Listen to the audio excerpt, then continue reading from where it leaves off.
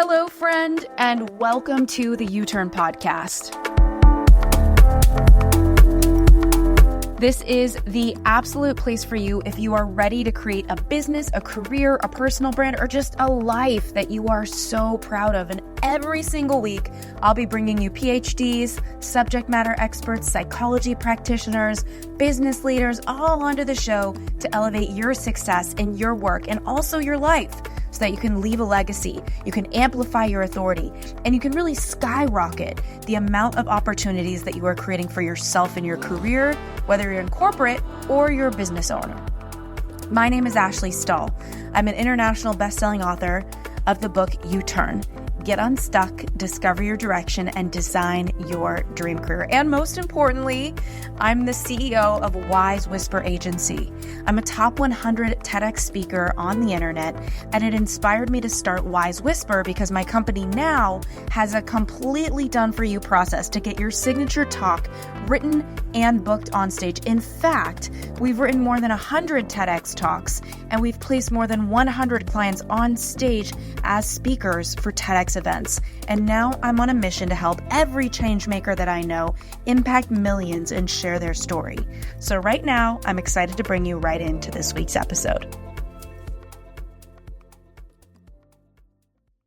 Okay, U-Turn friends, I am here having a weird day, but it's not weird because I get to be with a new friend, Craig Siegel. And if you haven't heard of him, he's a Wall Street Journal and USA Today bestselling author of the Reinvention Formula. I mean, who doesn't need that? He's a global keynote speaker. He's a coach. He's a TEDx speaker. And he's the host of the CLS Experience podcast. Awesome show. So many friends of mine have graced through it. And on top of being endorsed by luminaries like Jim Quick and Ed Milet, Craig is a 7-time marathoner, and he left his Wall Street job during the pandemic to pursue his true purpose. He's got mastery, energy, inspirational impact, and it's really made the CLS community one of the most engaging communities around the world. And his work is really focused on removing limiting beliefs, fostering positive mindsets, which who couldn't use that? And that's both in business and in the personal life, with wholehearted commitment to purpose. So today, obviously, we want to talk about purpose. We want to talk about pivoting. We want to talk about how to have that mindset, how to have that community that gives you the strength to show up for these things. So, Craig, thank you so much for showing up on the show. First of all, thank you for showing up on a weird day for you. Nobody can tell. Your energy's off the charts. I know we do have a lot of mutual friends, which is always a good sign that we're going to hit it off. So I'm super excited to see you again. Let's have some fun. Let's get nuts. Yeah. And I was living in New York for 2 years and I see the New York sky, or is that the New York skyline behind you? Where are you? So I'm in New York City. That's the Jersey. river. Yeah. That's actually Long Island City. Okay. That's because it's East River. It's comforting to see it. I love that you lived out here. Yeah, I miss it. And I don't know, I think about guys on Wall Street because I used to walk my dog around there and kind of just mentally to a very weird spot looking at the lives and the pace that they were all living.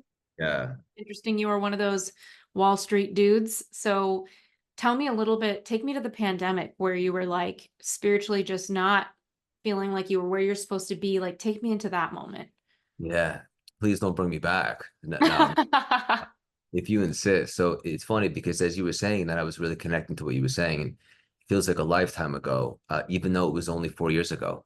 Yeah. And essentially, I spent 13 years on Wall Street. I was doing the stock thing for a while, and then I pivoted and started my own business, similar sectors and so forth.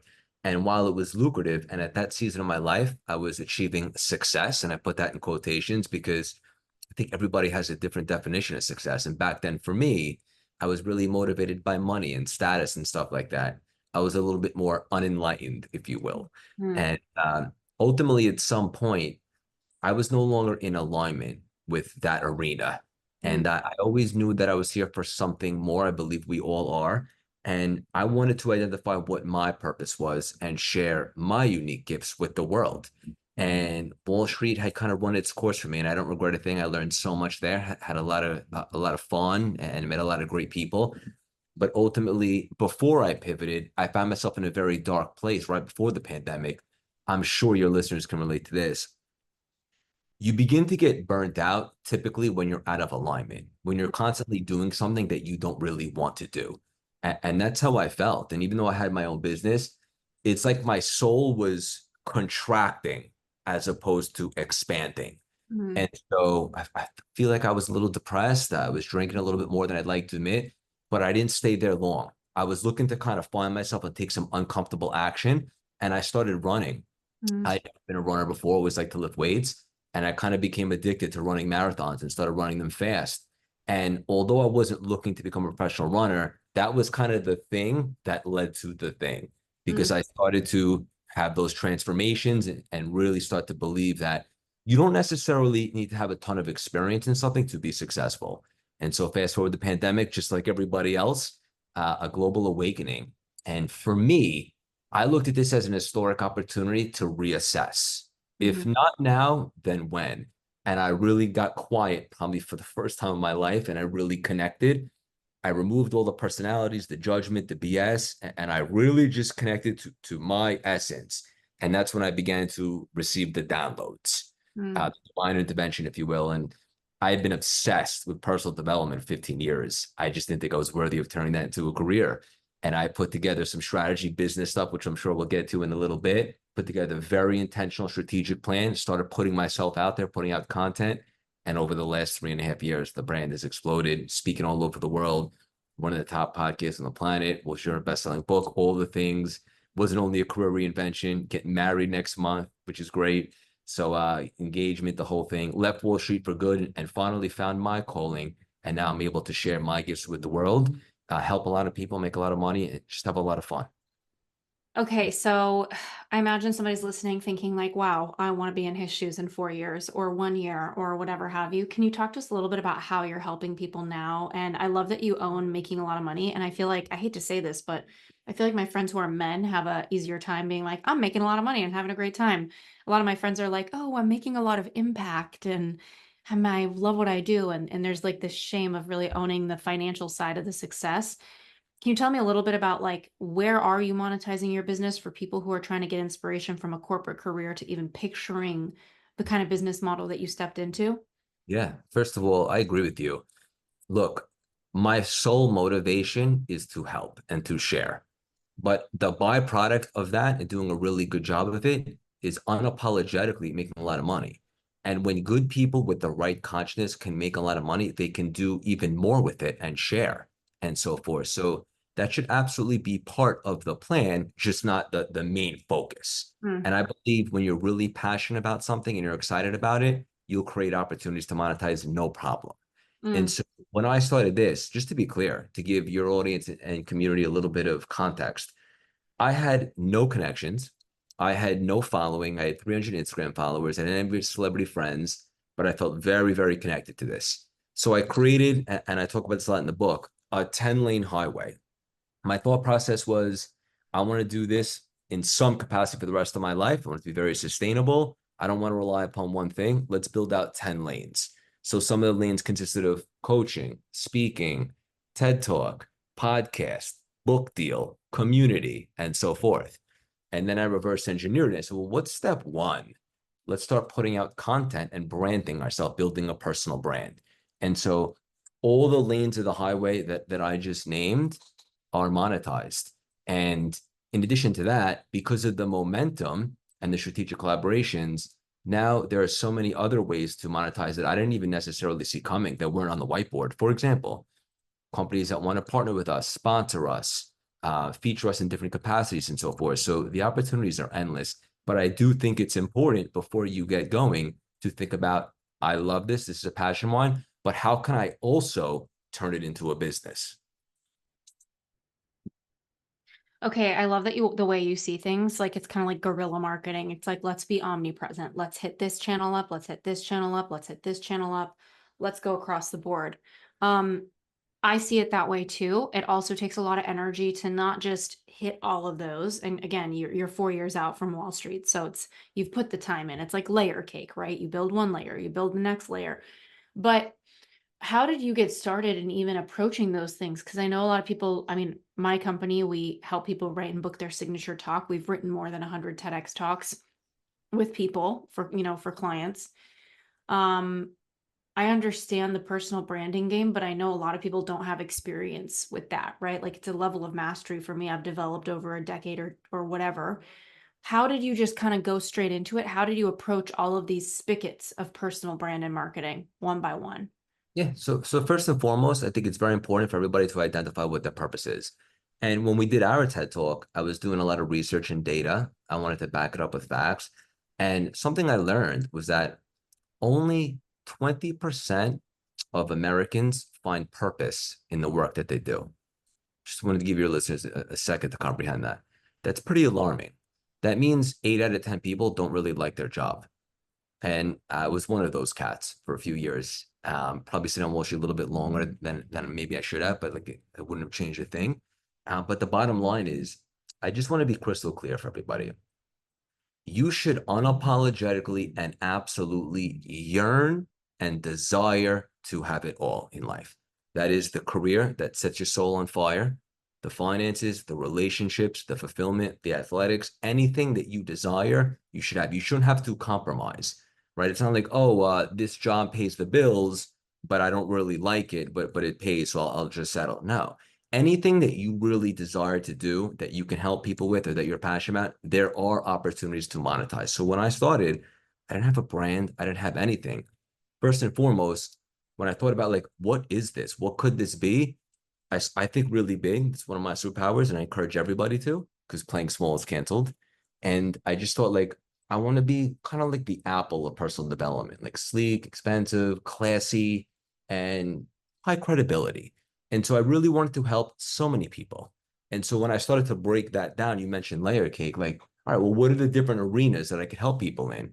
Like we said, coaching, speaking, podcast, book, all these things. And then are there opportunities to monetize if we do a really good job with these? And the answer is always yes. Mm. So once you identify what your purpose is, assuming that's what you listen to this conversation, you're inspired to go all in on your mission, break it down, create the highway, whatever is good for you, and think about the different ways that you can make an impact in that particular arena. Mm, mm, mm. I love what you're sharing. And I also, I don't know, I remember when I started my business, I spent the full first year of coaching. When you think about businesses growing their sales beyond forecasts, you probably think about a product with very high demand, a very focused brand, and influence driven marketing. But an often overlooked secret is actually the businesses behind the business making selling simple. For millions of businesses, that business is Shopify. Shopify is home to the number one checkout on the planet, meaning way less carts going abandoned and way more sales going. So if you're growing your business, your commerce platform better be ready to sell wherever your customers are scrolling or strolling on the web, in your store, in their feed, and everywhere in between. Upgrade your business and get the same checkout brands like Mattel and Heinz use. Sign up for your $1 per month trial period at shopify.com/U-turn, all lowercase. Go to shopify.com/U-turn to upgrade your selling today. Again, that's shopify.com/U-turn. On building my brand, I said yes to writing free blog posts. All my time was like free stuff I was willing to do. And I kind of saw my clients and my monetizing as like a second thing I was going to be doing to help myself. I remember when I started, which it was 2013 when I started. So it's been over 10 years, but I remember telling myself, if I make 30K this year on clients, I'm so proud of myself doing something I want to do and the freedom I want to have. Um, I think clarity is so challenging because when you have it, it's the best feeling ever.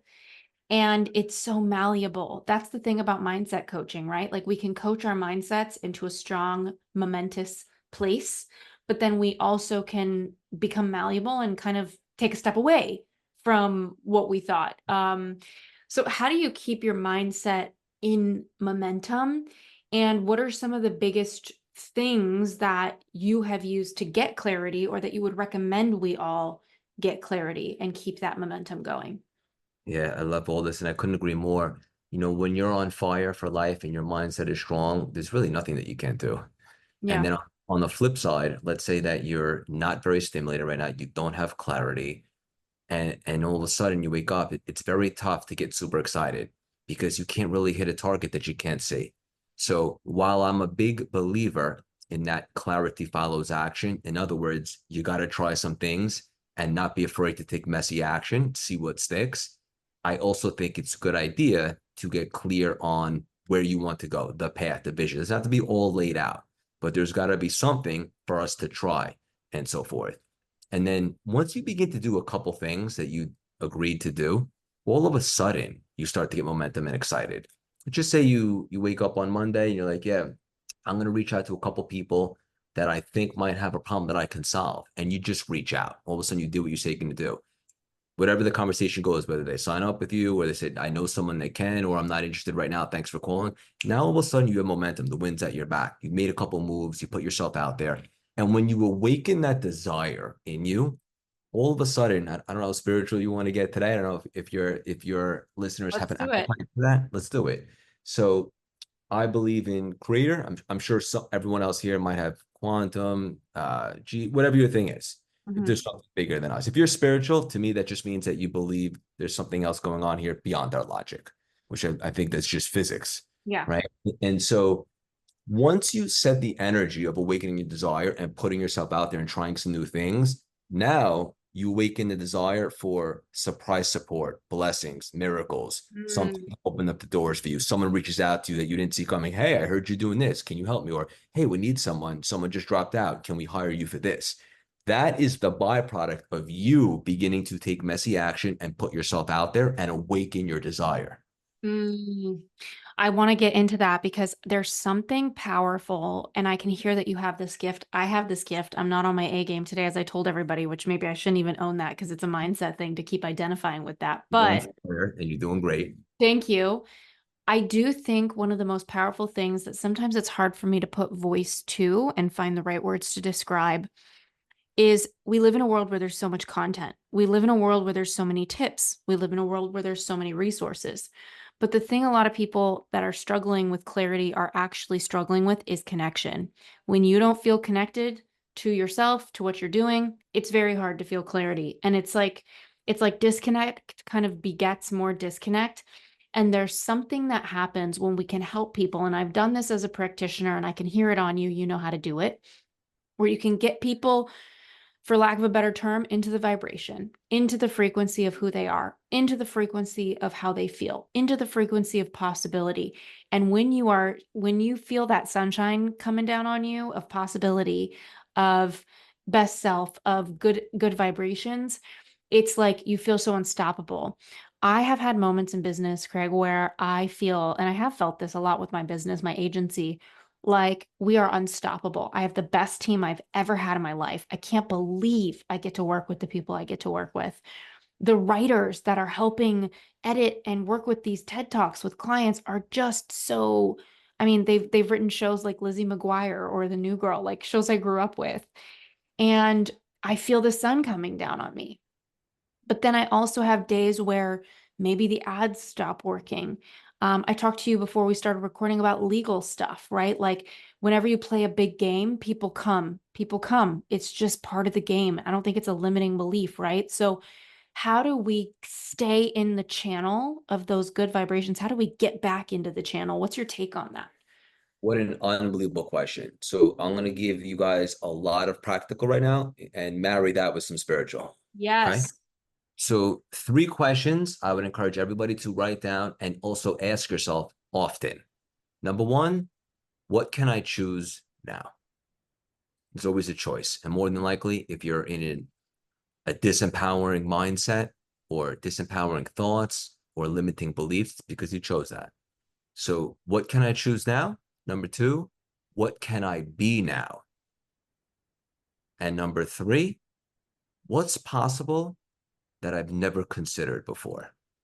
And this will help draw on some creativity and kind of get you thinking outside the box, which is always helpful. Mm. Regards the other thing that you said, look, there are many types of motivations. I kind of have a formula that I think there's about 4 of them that I like to um, showcase to people. Mission is the highest form of motivation. So people who are mission motivated have a purpose, a Mm. vision that is greater than them. That is the reason that they get up in the morning. So being connected to a mission is the highest level of motivation. So Mm, I would take the first few questions and then I would really, really try and get clarity, get quiet, block out the noise, and really get clear on what your mission is right now. mm. Okay. As far as people are listening, maybe they feel like, take me back to your first question. I want to make sure I'm tracking the order. What can I choose now? Okay. So, this question, what can I choose now? I imagine a lot of people, if they hate what they're doing and they feel totally stuck and they feel like they've got family to feed and they feel cornered, like they can't get out. I imagine there's some people hearing you ask that question, they're saying, I have no choice. Like, even if that's not true, what would be your response to those people? First and foremost, to ask yourself if that was true. And Hmm. I think everybody, if they're being brutally honest with themselves, would realize that there's always a choice. Right. And to settle and stay stuck. And to be clear, guys, I speak from contrast because this was me for many years before I had the courage to reinvent myself. I stayed on Wall Street longer than I should have, as I was saying, and I was out of alignment. So I can totally relate to this. But Mm, there is always a choice. And to give you an example for me, maybe this will be relatable, is I didn't realize that I can choose the narrative. So everybody listening right now, this is your movie. In fact, mm, everybody else in your movie is just an extra. And you hold the pen in your hand to not only change the next scene, but create entirely new plot twist. So mm, you can change the narrative actually today. And mm, that's why I say to choose what else is possible. mm. I love that. Okay. Second question, and I'm just indexing this for everybody. What Remind can me, I do now? what can I be now? Okay. So I feel like again, you're so good with mindset because I was listening to your questions. I was so present with them and I was thinking, oh my gosh, I can hear people's stories, right? What can I be now? There are so many people that are buying into the limits of what's possible for them. And I imagine some people, I mean, we know, you and I know, Craig, and some people listening know that they're not what they're doing right now. They're not what they're facing right now. They're more than all of that. How do we help the person listening right now that's like, who can I be right now? This is all I get to be. Like, this is it. What would be some way to challenge that mindset? How would you facilitate them? Yeah, I would say if you were to remove any personality that you've cultivated, any judgment about yourself or the outside world, and if you were just to act from your true essence, your soul, what would you change? What would you shift? What would be your new mindset? So that means all the limiting beliefs like it's too late, I'm too old, I don't have experience, I'm not tech savvy. None of those things are actually true. They are stories and they are narratives. And they probably have a lot of negative momentum based upon your judgments and you reinforcing them. Right. So if you were just for a moment to relieve yourself of all those and just behave and think and act from your true essence, what would you choose? Who would you be? And then Mm. right away, if they're willing to actually do this exercise, they will have different perspectives. And as you know, when you change your perspective, you change your reality. I love that you talked about essence. I think that's a powerful word when it comes to self discovery, clarity, recentering. It's like we all have a unique essence and it's the backbone that holds who we're being in the world, right? And sometimes we get so focused on the front end of like I'm the Wall Street guy. It's like Mr. and Mrs. Potato Head. Like this I'm the Wall Street guy that likes cupcakes and Mr. and Mrs. Potato Head, let me put on this hat, right? Like it's all these parts we put on. And I can see that people sometimes forget like beneath all of that is this essence that carries you. How would you answer that question for people if they're listening thinking, well, what is my essence? Like, how do I figure out what that is or what that means? Yeah. So that means to really get quiet and really release all the BS that you've attached to yourself, right? So, for example, let's say at 35 years young, which I was when I started this whole thing, if I were to do this exercise in real time, what would I be releasing? The stories that were plaguing me. It's too late. I don't have experience. I'm too old. It's a saturated space. Who's going to want to listen to me? I have no connections. If I were to take all those cuties, put them in a bucket, right? And figuratively burn them and say, okay, all of that is gone. Now who can I be? What can I be? Now all of a sudden, all those limitations I already acknowledged are off the table. Now I could be whatever I want to be. And if you can get quiet, I'm telling you guys, you don't have to be super spiritual for this. Downloads will begin to come through when you release all the BS. This is a very fun place where you're taking us, and bring me back again to that third question, because I think this feeds into it. Yeah. So what is possible that I've never considered before? Love this. Okay, you talked about downloads, and it's like these are the magical little pings that come, and it's obviously very hard to hear any downloads when you're moving so fast or when you're committed to your limits. I went to graduate school for psychology, and the head of the program asked somebody who stood up, "Are you he said something to the extent like, "Are you more committed to your limitations than you are to what's possible?" Because people will argue for their limitations, right? They'll have a limiting belief and they'll keep fighting for it. Okay, I have to admit, I never really thought I'd be the person to give up coffee. I freaking love coffee. It's a part of my daily ritual, it's my non negotiable. But here's the thing, I found something that makes me feel so great as an alternative. So instead of grabbing for extra cups of coffee and hurting my body, I instead decided it's time for me to try Peak's Nandaka. This isn't just another coffee alternative.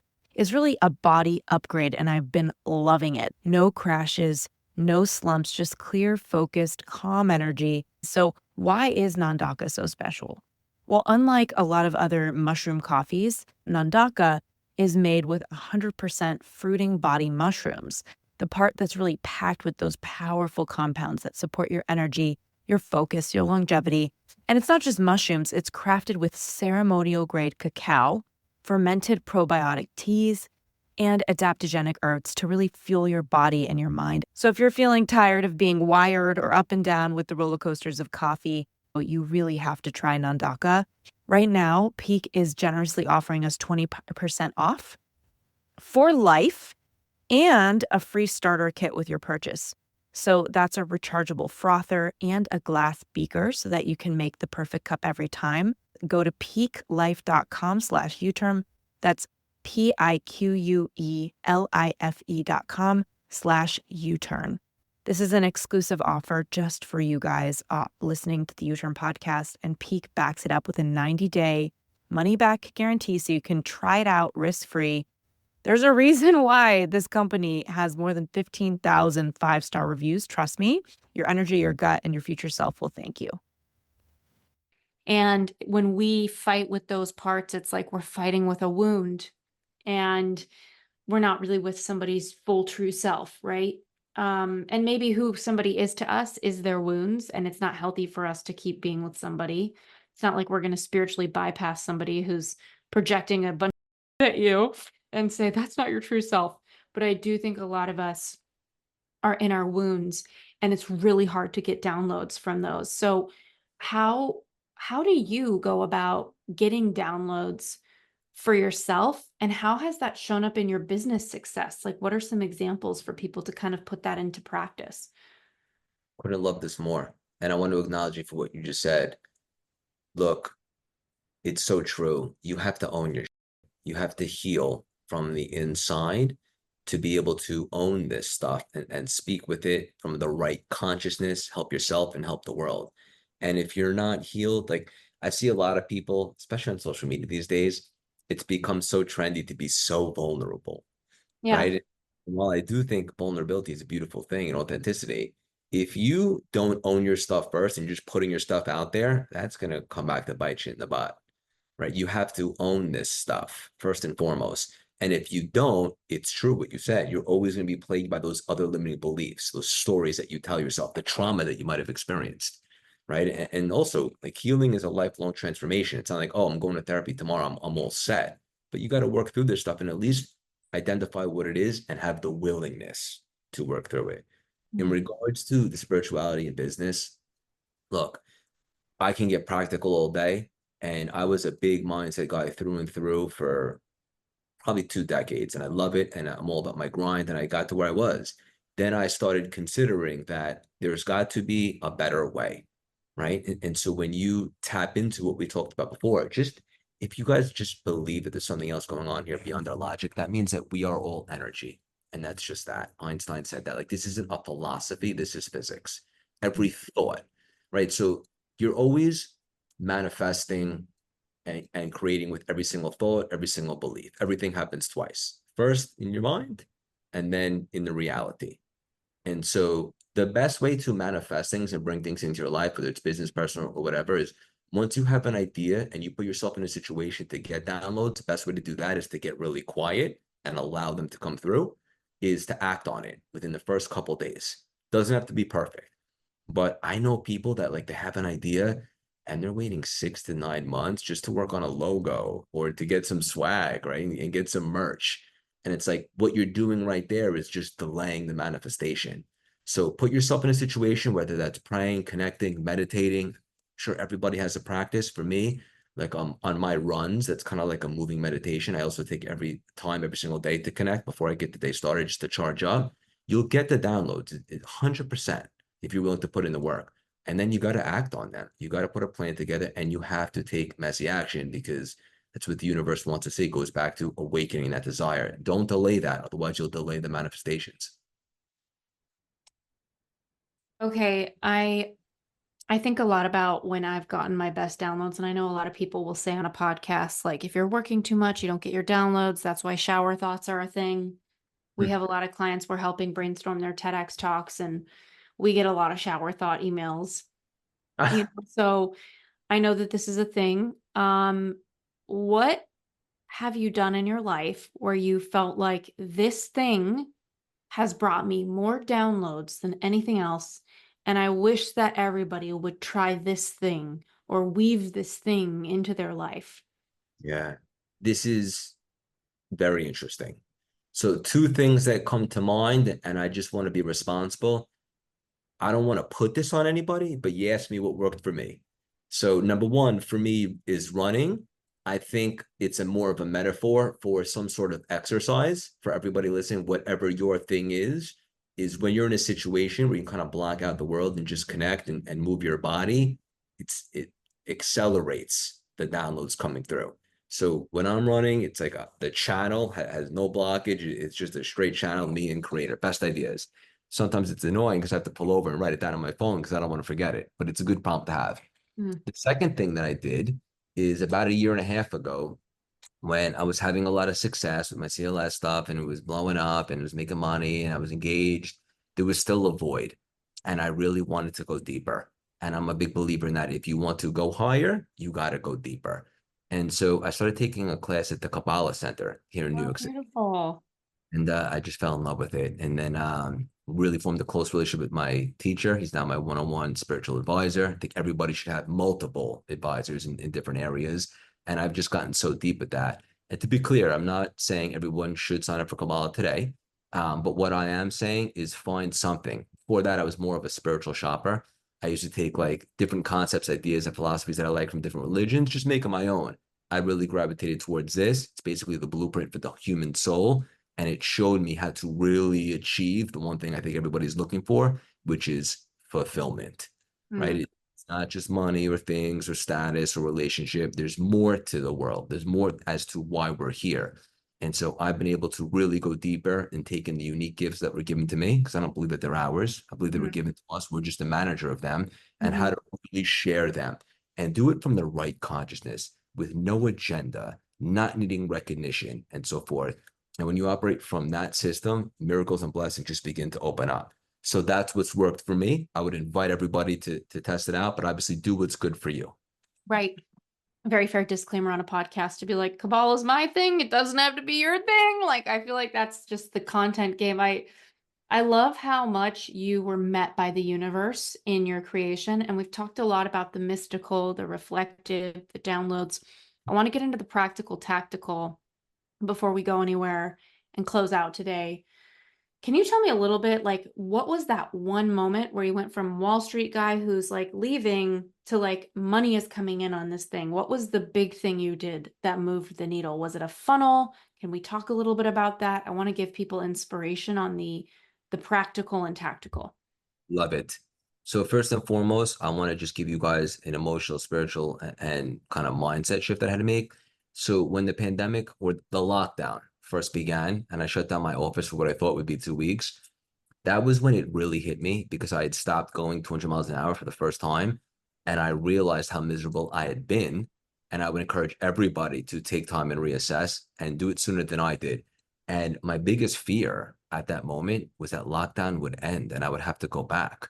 And so once I made that realization, I really shifted my frequency to connect to what else is possible. And that's when I began to get the downloads, personal development. I could communicate effectively, kind of started my CLS brand. So that was just a little bit of a backstory. And now Yeah. your question is, well, how did you begin to monetize? So when I created my 10 lane highway, the first thing that I was doing was putting myself out there, putting out content, reestablishing myself as Craig Siegel from CLS, talking about personal development, mindset, this, that, the other thing. And my biggest focus for the first few months was not to monetize, but to build a community.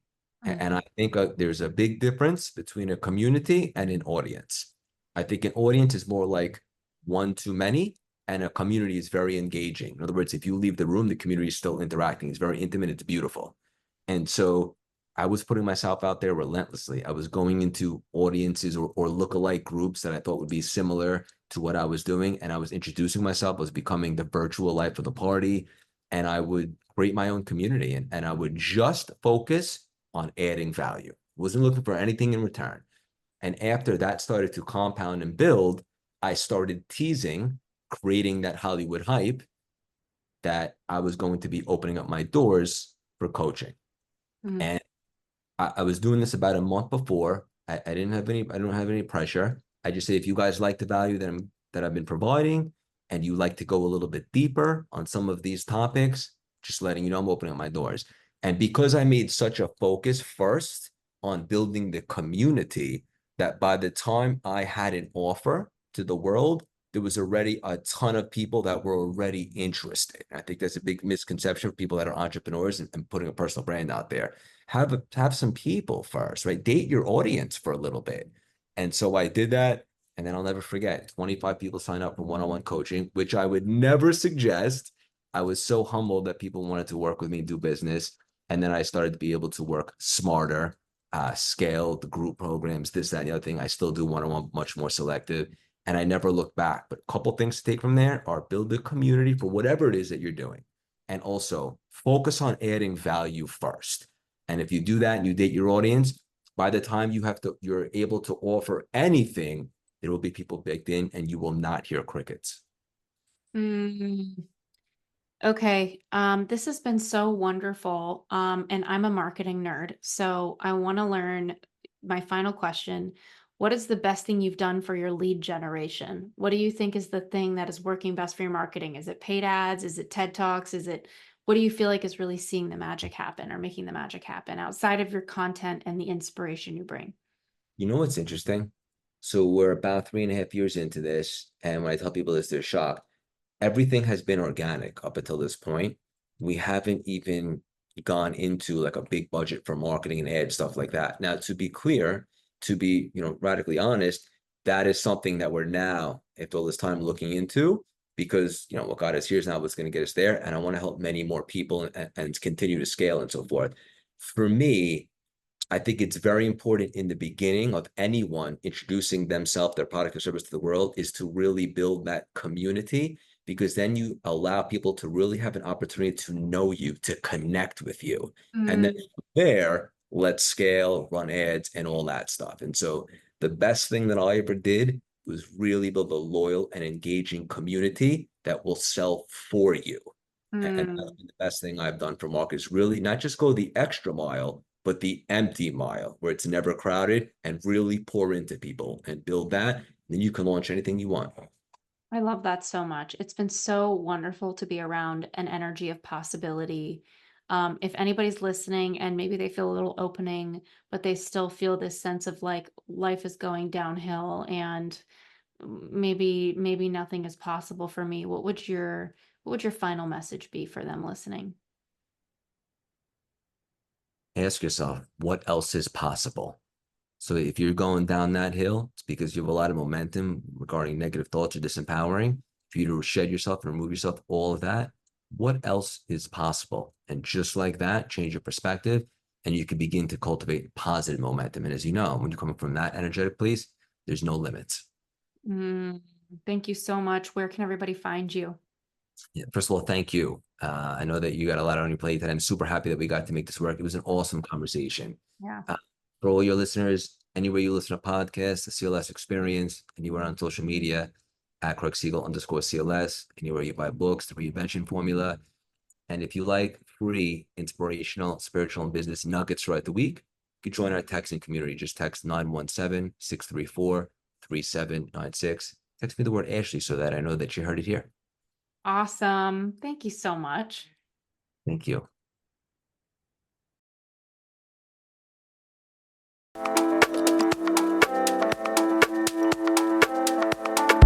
Thanks for tuning in to the U-Turn podcast. I hope you learned so much in this episode and you're putting it into action today. We would love to hear from you. Slide into my DMs at Ashley Stahl or leave a written review if you're inspired. It would mean so much to us. Be sure to subscribe to the show because, as you know, the more subscribers we get, the better the guests we can bring you. And in the meantime, if you're looking to skyrocket your personal brand and impact millions, head on over to wisewhisperagency.com to learn more about how we are getting clients booked for the TEDx stage.